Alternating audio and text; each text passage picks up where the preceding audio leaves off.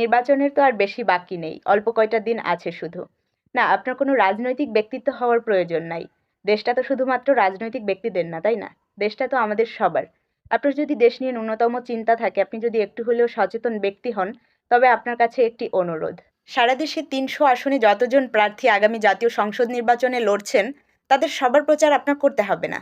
শুধুমাত্র আপনার আসনে যেই ব্যক্তি নির্বাচনে লড়ছেন এবং তিনি যদি সৎ ও যোগ্য বলে মনে হয়, তবে তাকে নিয়ে একটু হলেও প্রচার করতে পারেন। কারণ রাজনৈতিক জোট এবং নানা কারণে অনেকেই হয়তো বিভ্রান্ত আছে যে তার আসন থেকে আসলে কে নির্বাচনে লড়ছেন।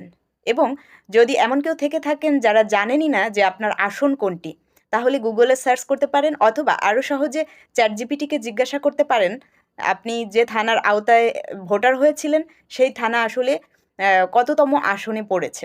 তাহলে আপনি সহজেই আরও জানতে পারবেন যে সেই আসনে কে কে নির্বাচনে লড়ছেন।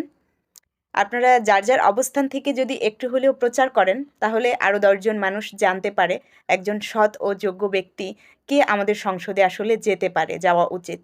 আসুন সবার জায়গা থেকে একটু হলেও চেষ্টা করি এই কটা দিন।